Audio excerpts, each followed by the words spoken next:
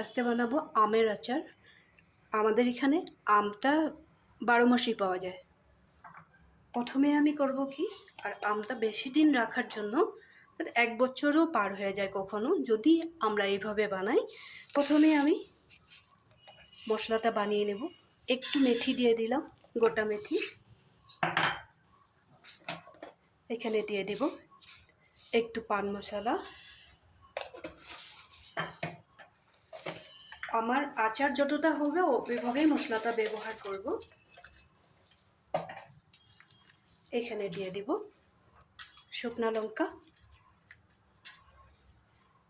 শুকনো লঙ্কাটা খুব বেশি দিব না, কারণ আমি আমটা যখন কেটেছিলাম কাটার সময় ভিনিগার, লবণ আর কাশ্মীরি লঙ্কার গুঁড়া মেখে রেখে দিয়েছিলাম।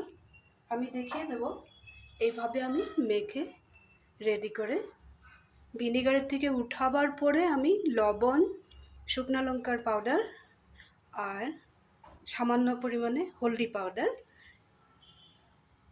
তারপরে একদিন আমি রোদ্রে শুকিয়ে নিয়েছি।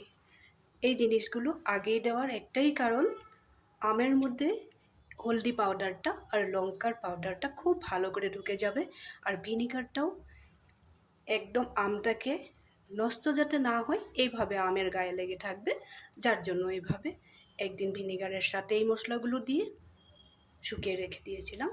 আজকে আমি মশলাটা তৈরি করব। এখন এখানে দিয়ে দিয়েছি পান মশলা, শুকনো লঙ্কা। এখানে দিয়ে দেব সামান্য পরিমাণে কালো জিরা। কড়াইটা বেশি গরম হয়ে গেছে, স্টিমটা এই জন্য কমিয়ে রেখে দিয়েছি আমি, নালে তিতা হয়ে যাবে। এখানে সরষার পরিমাণটা একটু বেশি করে দেব, কারণ আমের আচার তো একটু সরষা দিয়ে দিলাম। কালো সরষা দিলেও হবে, সাদা সরষা দিলেও হবে। এখানে দিয়ে দেব একটু জিরা, গোটা জিরা দিয়ে দিলাম। জিরাটা একটু বেশি করেই দিয়ে দিলাম। সব মশলা আমার দেওয়া হয়ে গেছে। এখন দেখিয়ে দেব, এই যে মেথি পাউডার, মেথিটা দিলে কি হয়, আচারের ফ্লেভারটা খুব বেশি ভালো হয়।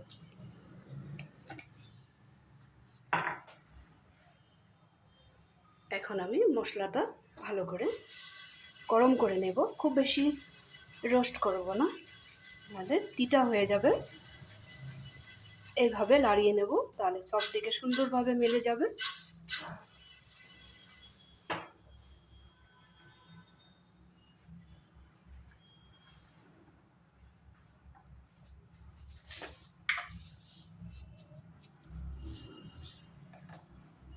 এখানে কম বেশি পরিমাণে একটু আজওয়াইন দিয়ে দেব।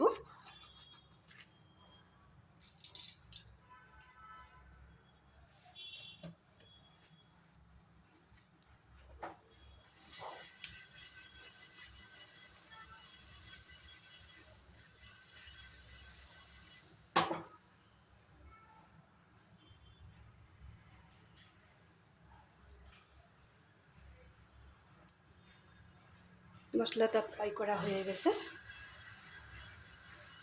খুব সুন্দর একটা ফ্লেভার যখন বের হবে তখন এই মশলাটা নামিয়ে রাখবে। একটা জিনিস খেয়াল রাখবে যাতে পুড়া না লাগে। এখন নামিয়ে রাখবো ঠান্ডা হওয়ার জন্য।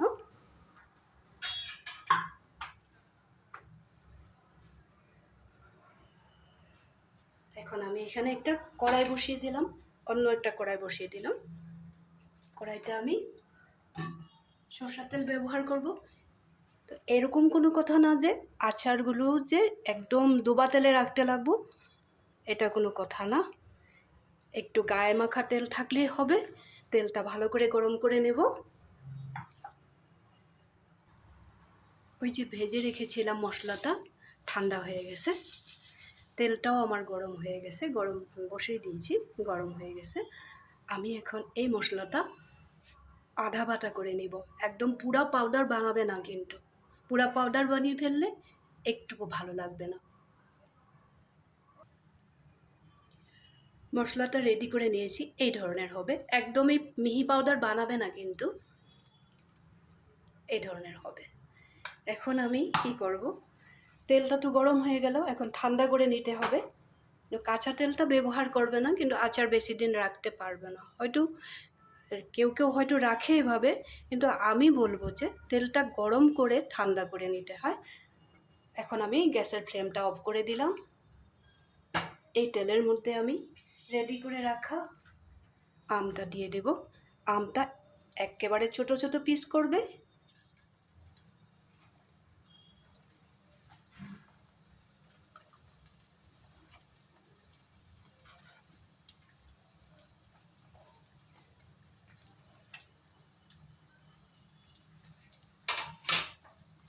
এখানে লবণ দেওয়াই আছে। এখানে আমি দিয়ে দেব ভাজা মশলাটা।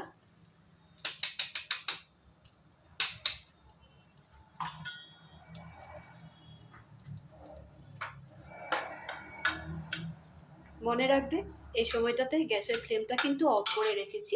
আবার দেখিয়ে দেব।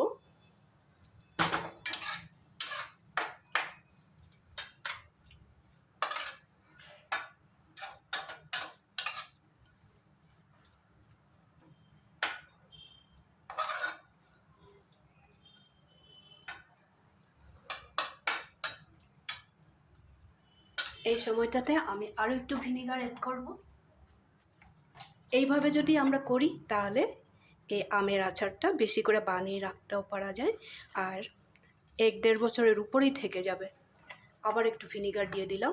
প্রথমে আমগুলো যখন আমি ছোটো ছোটো করে কেটেছিলাম, আবার বলে দিই, একদমই ছোটো করে কাটবে, তাড়াতাড়ি শুকিয়েও যাবে, খারাপও হবে না। আর তখনই আমি একটু দিয়েছিলাম কাশ্মীরি লঙ্কার গুঁড়ো কালারের জন্য, যাতে দেখতে ভালো লাগে। ভিনিগার আর একটু হলদি পাউডার আর লবণ দিয়েছিলাম, যার জন্য আমি এখন লবণটা দিই না। লবণটা কেন এখন দিইনি, কাঁচা লবণটা ব্যবহার করবে না, যার জন্য আমি আগেই লবণটা আমের সাথে মেখে রোদ্রে শুকিয়ে রেখে দিয়েছিলাম একদিন। আজকে এই যে বানিয়ে দেখিয়ে দিলাম। তোমরাও এভাবে, আমের আচারটা এখন তো বের হবে, আমাদের এখানে তো সবসময়ই পাওয়া যায়, হয়তো টেস্টটা একটু কম বেশি হয়। এই সময়টাতে আমাদের এখানে পাকা আমও পাওয়া যায়, কাঁচা আম তো পাওয়াই যায়, পাকা আমও পাওয়া যায়।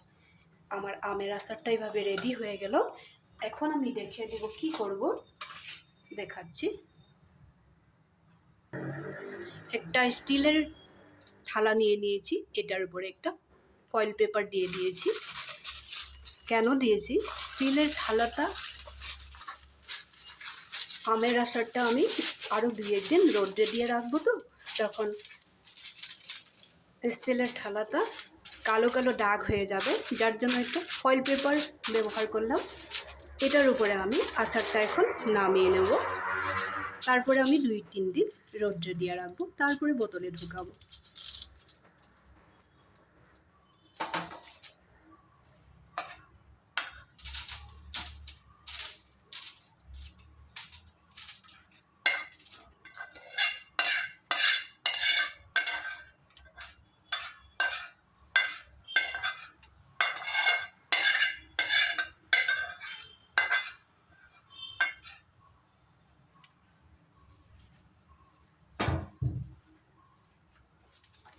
এখন সুন্দর করে থালাটার মধ্যে সরিয়ে দেব।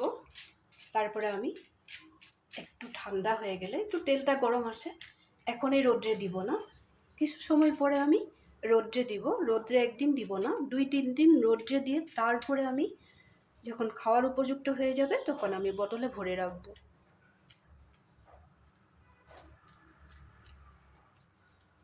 এইভাবে করলে আচারটা নষ্ট হয় না। মনে রাখবে, যদি তোমরা স্টিলের থালায় রোদ্রে দিতে চাও তাহলে ডাইরেক্ট থালার মধ্যে ডালবে না, একটা ফয়েল পেপার যদি বাড়িতে থাকে দিয়ে দিবে।